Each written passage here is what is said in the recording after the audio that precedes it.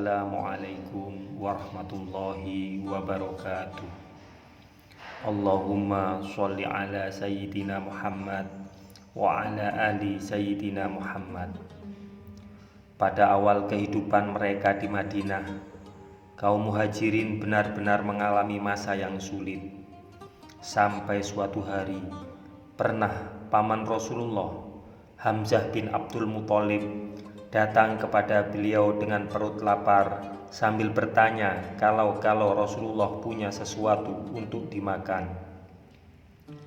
Berdagang adalah salah satu pekerjaan yang banyak dikuasai kaum muhajirin. Abdurrahman bin Auf yang sudah dipersaudarakan Rasulullah dengan Sa'ad bin Rabi'ah pernah ditawari Sa'ad separuh hartanya. Namun Abdurrahman menolak pemberian itu. Ia hanya minta ditunjukkan jalan ke pasar. Di sana mulailah Abdurrahman berdagang mentega dan keju. Dalam waktu tidak terlalu lama, berkat kepandaiannya berdagang, Abdurrahman bin Auf berhasil meraih kekayaannya kembali. Dapat pula ia menikahi dan memberikan mas kawin kepada seorang muslimah dari Madinah.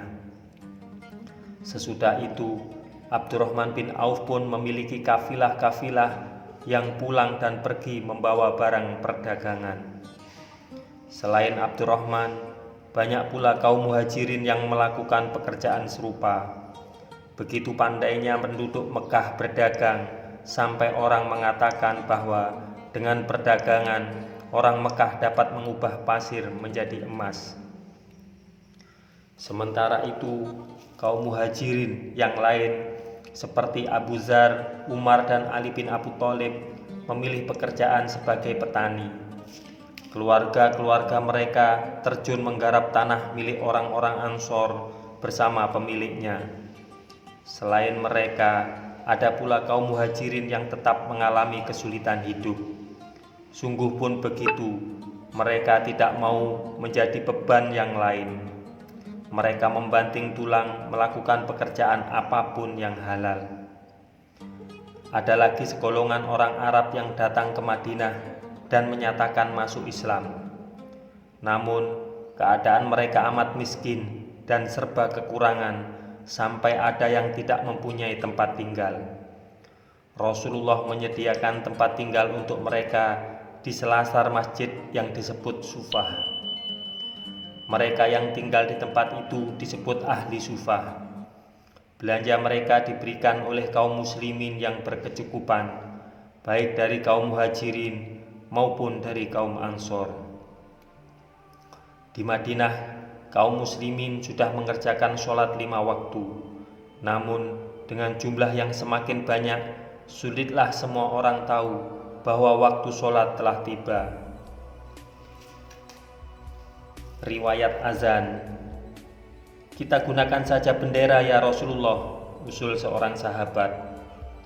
Bendera tidak membangunkan orang tidur. Gunakan saja trompet, usul yang lain. Trompet mungkin terlalu keras, bagaimana dengan lonceng, tambah seseorang. Mungkin tidak perlu semua itu. Cukuplah menyuruh seseorang berseru, as-sholah, usul sahabat yang lain. Rasulullah pun menyetujui usul terakhir ini. Lalu beliau bersabda, "Ya Bilal, bangunlah dan panggillah orang dengan as-sholah." Maka apabila waktu sholat tiba, Bilal pun berseru-seru, "As-sholatu jami'ah, as-sholatu jami'ah, sholatlah berjamaah, sholatlah berjamaah." Sampai suatu malam, Abdullah bin Zaid yang berada dalam keadaan setengah tertidur melihat seorang laki-laki membawa genta. Abdullah ingin membelinya untuk memanggil sholat. Orang itu berkata, "Akan kutunjukkan yang lebih baik daripada itu." Berserulah Allahu Akbar, Allahu Akbar. Asyhadu an la ilaha illallah, asyhadu an la ilaha illallah, asyhadu anna Muhammadar Rasulullah, asyhadu anna Muhammadar Rasulullah. Hayyalas sholah, hayyalas sholah, hayya alal falah, hayya alal falah. Allahu Akbar, Allahu Akbar, la ilaha illallah. Kemudian orang tersebut berdiri ke tempat yang agak jauh dan mengajarkan bacaan iqamah. Keesokan harinya, Abdullah bin Zaid mengabarkan mimpinya kepada Rasulullah. Dengan wajah berseri Rasulullah bersabda, "Itu mimpi yang benar, insya Allah. Pergilah engkau menemui Bilal, karena Bilal itu suaranya lebih tinggi dan lebih panjang. Ajarkanlah Bilal segala apa yang diucapkan orang dalam mimpimu itu. Hendaklah Bilal memanggil orang sholat dengan cara demikian itu." Bilal pun kemudian mengumandangkan azan dan iqamah seperti yang diajarkan Abdullah bin Zaid kepadanya.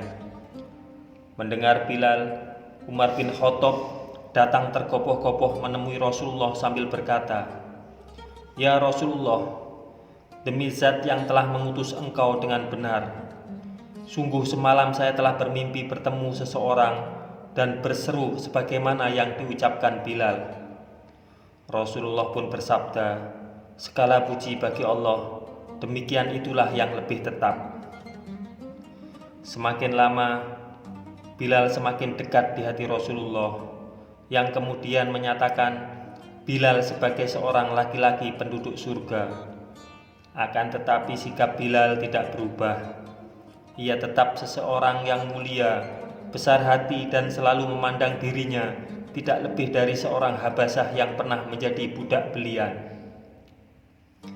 Sejak dari dulu, Madinah bukan hanya dihuni oleh orang-orang Arab saja, melainkan juga kaum Yahudi.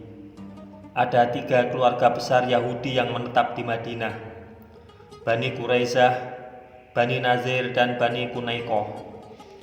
Orang-orang Arab yang tinggal di Madinah dari suku Aus dan suku Hajraj pernah saling bermusuhan selama puluhan tahun.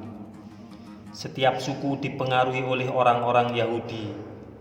Namun, ketika Islam datang mempersaudarakan mereka, lenyaplah rasa permusuhan itu untuk selamanya. Sejak saat itu, kaum Yahudi kehilangan pengaruh mereka atas orang Arab di Madinah. Semakin hari, semakin gemilang dan majulah kaum muslimin. Hal itu tidak diterima dengan rela oleh kaum Yahudi. Mereka pun mendirikan persatuan sendiri untuk menghalangi kemajuan Islam. Melihat gelagat tidak baik ini, Rasulullah pun mengirimkan surat perjanjian kepada orang Yahudi. Isinya kurang lebih sebagai berikut. Pertama, janganlah kaum Yahudi dan Muslimin saling mendengki. Kedua, janganlah kaum Yahudi dan Muslimin saling membenci. Ketiga, hendaklah kaum Yahudi dan Muslimin hidup bersama satu bangsa. Keempat, hendaklah kaum Yahudi dan Muslimin mengerjakan ajarannya masing-masing dan tidak saling mengganggu. Kelima, jika kaum Yahudi diserang musuh dari luar, Muslimin wajib membantunya. Keenam, jika kaum Muslimin yang diserang, Yahudi wajib datang membantu. Ketujuh, jika kota Madinah diserang dari luar, kaum Yahudi dan Muslimin harus mempertahankannya bersama-sama. Pada akhir perjanjian disepakati bahwa apabila timbul perselisihan antara kedua belah pihak, Rasulullah akan menjadi hakimnya. Demikian dalam perjanjian ini tercantum kebebasan beragama, keselamatan harta benda, dan kebebasan mengutarakan pendapat.